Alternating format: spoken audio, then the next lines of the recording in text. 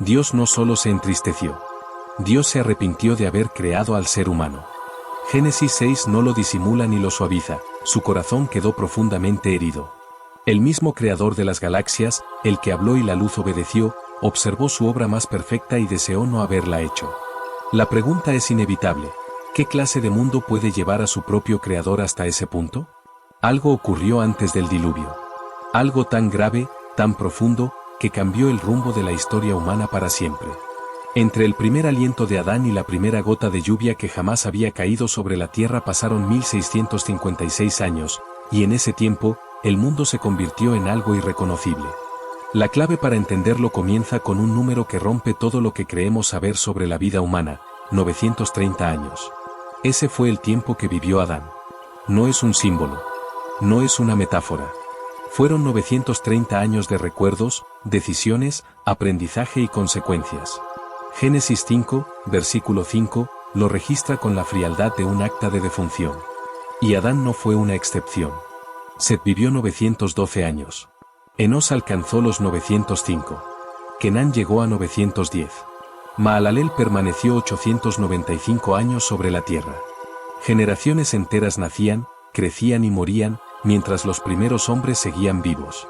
Y esa longevidad no solo cambió la historia, la transformó en algo peligroso.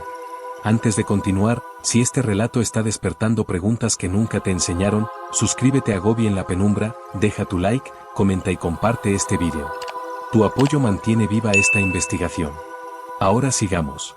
Jared superó los 960 años. Pero ninguno como Matusalén, quien alcanzó los 969 años, convirtiéndose en el ser humano más longevo de toda la historia.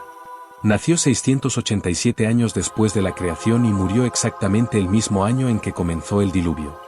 Algunos estudiosos sostienen que su nombre significa cuando él muera, vendrá, como si su vida entera hubiera sido una cuenta regresiva, una advertencia profética escrita desde el día de su nacimiento. Imagina lo que realmente significan 969 años de vida. Verías nacer, crecer y morir a bisnietos, tataranietos y generaciones enteras mientras tú continúas avanzando. Acumularías casi 1000 años de recuerdos, habilidades y conocimiento. Una sola vida abarcaría siglos de aprendizaje. Si alguien viviera así hoy, habría nacido antes de la imprenta y aún estaría presente para presenciar el auge de la inteligencia artificial. Pero aquí está el giro inquietante. La longevidad no solo amplificó la edad, amplificó la acumulación. Conocimiento, tecnología y corrupción crecieron juntos. Génesis 4 introduce a los descendientes de Caín, y lo hace como si describiera el inicio de una revolución. Jabal se convirtió en el fundador de los que habitan en tiendas y crían ganado, estableciendo una ganadería organizada y una civilización nómada estructurada. Su hermano Jubal fue el origen de la música, el padre de quienes dominaban el arpa y la flauta. Con él nacieron la teoría musical, la fabricación de instrumentos y el arte como expresión cultural. Luego aparece Tubal Caín, forjador de herramientas de bronce y de hierro.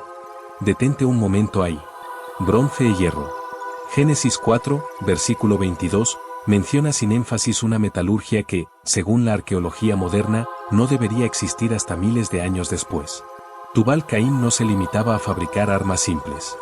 Fundía minerales, dominaba temperaturas extremas capaces de derretir metal y comprendía la mezcla de aleaciones. Eso implica hornos avanzados, sistemas de ventilación, conocimiento geológico para localizar vetas minerales, minería organizada y redes de intercambio para transportar materiales. Esto no era una humanidad primitiva. No era la edad de piedra. Era una civilización compleja que dispuso de aproximadamente 600 años para desarrollarse sin interrupciones globales, sin plagas devastadoras, sin terremotos masivos y sin inundaciones, porque aún no había llovido jamás. Sin embargo, la acumulación tuvo un precio. A la par del avance tecnológico, el mal también se expandió. Génesis 6, versículo 5, lo expresa sin suavizarlo. El Señor vio que la maldad del ser humano se había multiplicado sobre la tierra y que cada pensamiento que brotaba de su corazón era continuamente perverso. No se trataba de una mayoría corrupta con unos pocos justos dispersos. Era una decadencia total, profunda y constante. El relato afirma que la tierra se había corrompido delante de Dios y que estaba saturada de violencia. Génesis 6, versículo 12, lo repite con énfasis: el mundo entero se había degradado ante los ojos de Dios, porque toda la humanidad había torcido su camino. ¿Cómo se manifiesta la corrupción cuando las personas viven 900 años?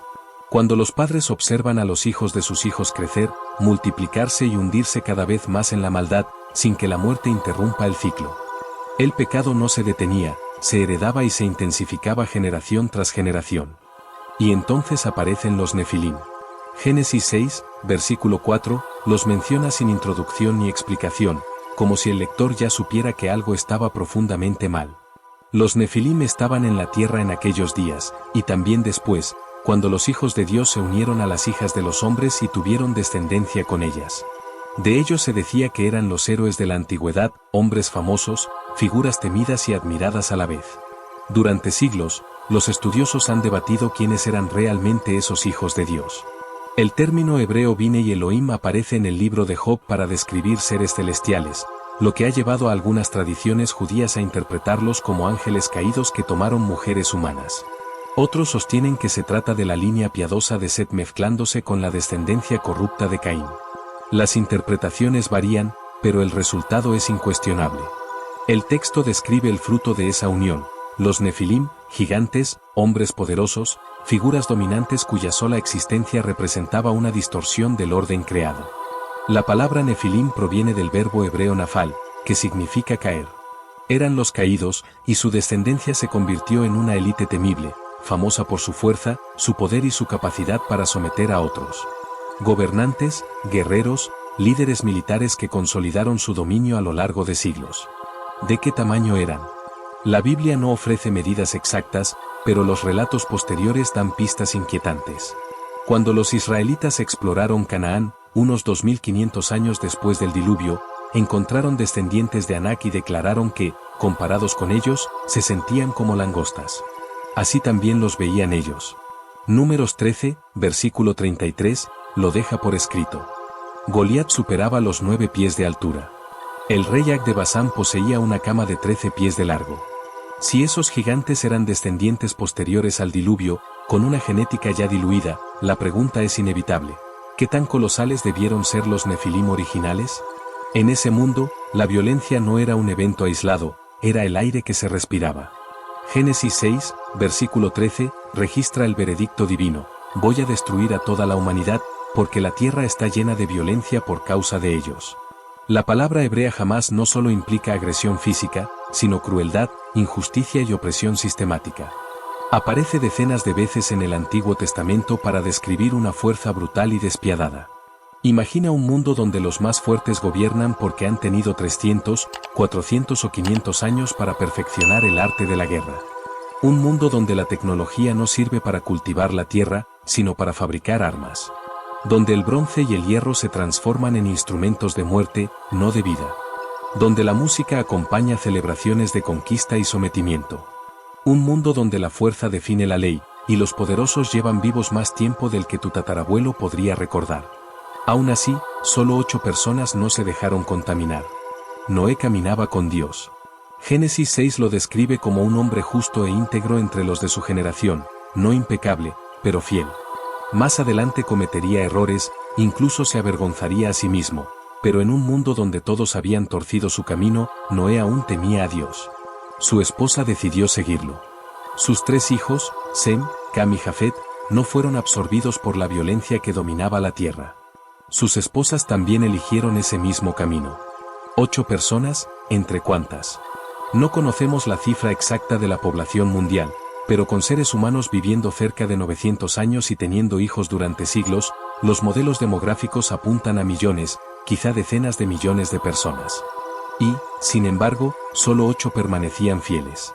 Dios les concedió 120 años de advertencia.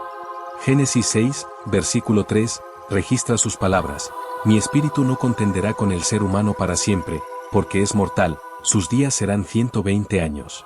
Algunos interpretan esto como una reducción en la longevidad humana. Otros lo entienden como una cuenta regresiva hacia el juicio.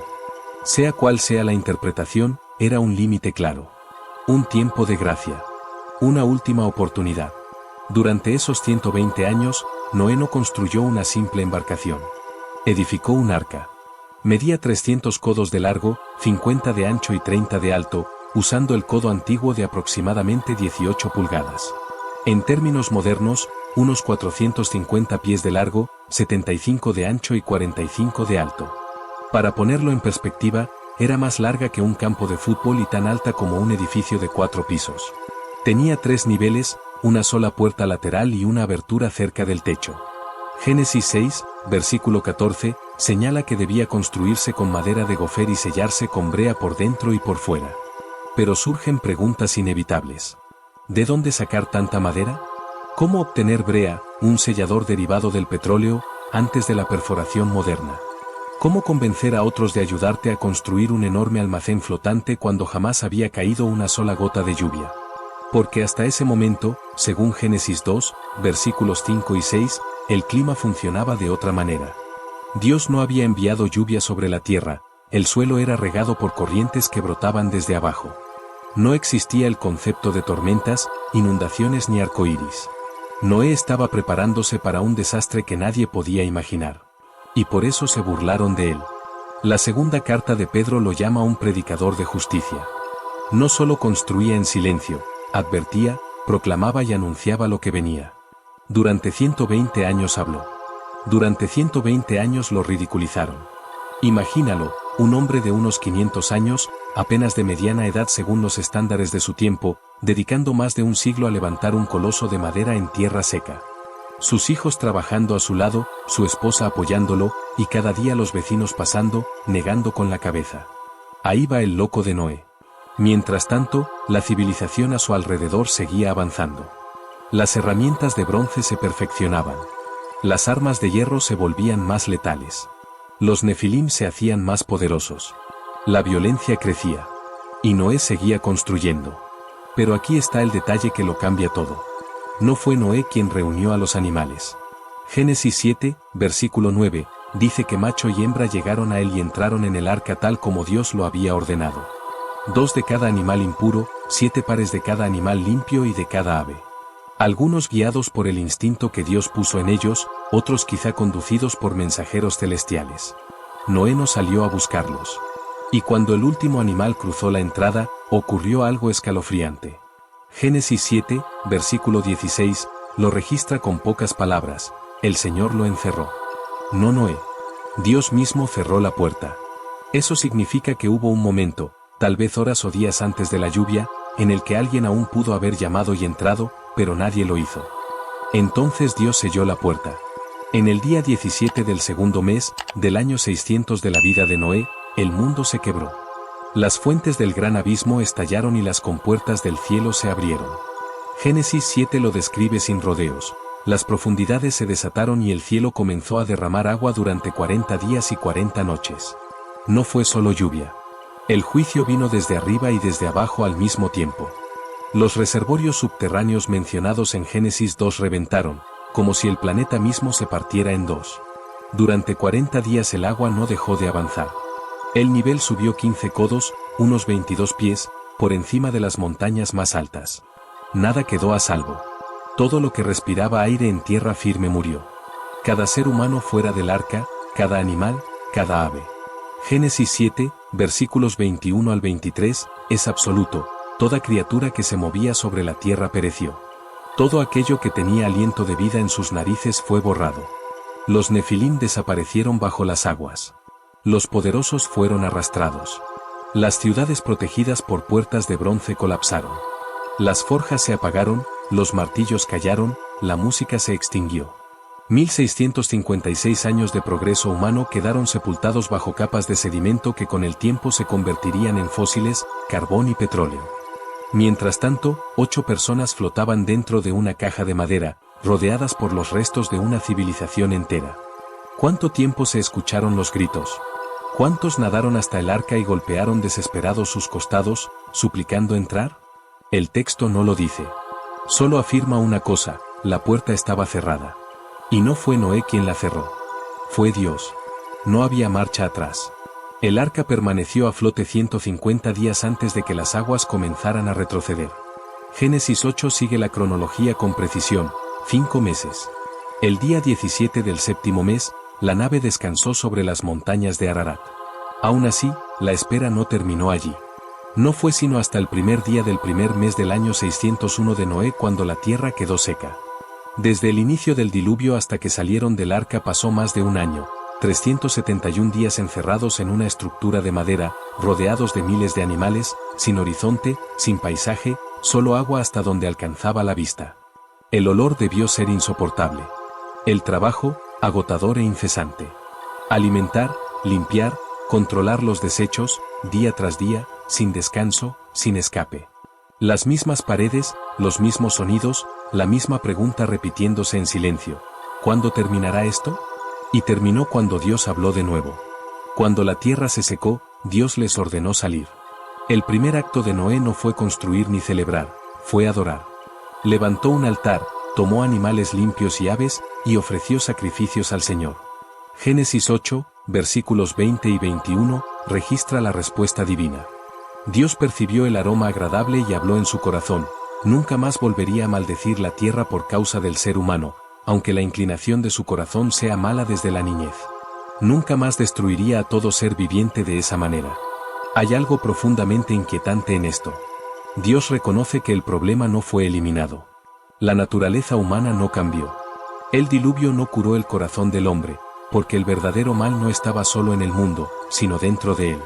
Y eso exigía un rescate distinto. Un arca diferente. No hecha de madera, sino de carne y sangre. Lo tuvieron todo, siglos para acumular conocimiento, tecnología que la arqueología moderna apenas puede imaginar, fuerza nacida de la longevidad y quizá de una genética alterada. Y lo usaron para la violencia. Génesis 6 dice que Dios estaba afligido en su corazón. La palabra hebrea es atzab, un dolor profundo, el tipo de tristeza que lleva al arrepentimiento. El Creador contempló su creación y sufrió. Pero incluso ese dolor no anuló su misericordia. Aún mientras se aproximaba el juicio, Dios mostró el camino de salvación. Dio tiempo. Dio instrucciones. Dio advertencias. Esperó hasta el último momento posible. Y cuando la puerta finalmente se cerró, fue Dios quien la cerró. No Noé. Porque incluso en el juicio hubo misericordia, y aún en el diluvio existió salvación. La pregunta sigue siendo la misma hoy que entonces. ¿Entrarás mientras la puerta todavía esté abierta? El diluvio no fue solo agua cayendo del cielo. Fue una puerta que se cerró. Y no la cerró Noé, la cerró Dios. Durante 120 años estuvo abierta. Hubo tiempo, advertencia y gracia. Pero llegó un momento en que ya no se podía entrar. Esa pregunta no pertenece solo al pasado. Sigue resonando hoy. En el siguiente vídeo que aparece en pantalla vamos a explorar qué ocurrió después del diluvio, qué pasó con los sobrevivientes y por qué el mundo jamás volvió a ser el mismo. Haz clic ahora y continúa la historia. Si este contenido te hizo pensar, suscríbete al canal para no perderte lo que viene. Y dime en los comentarios, ¿crees que hoy estamos más cerca de una advertencia o de una puerta abierta? Nos vemos en el siguiente vídeo.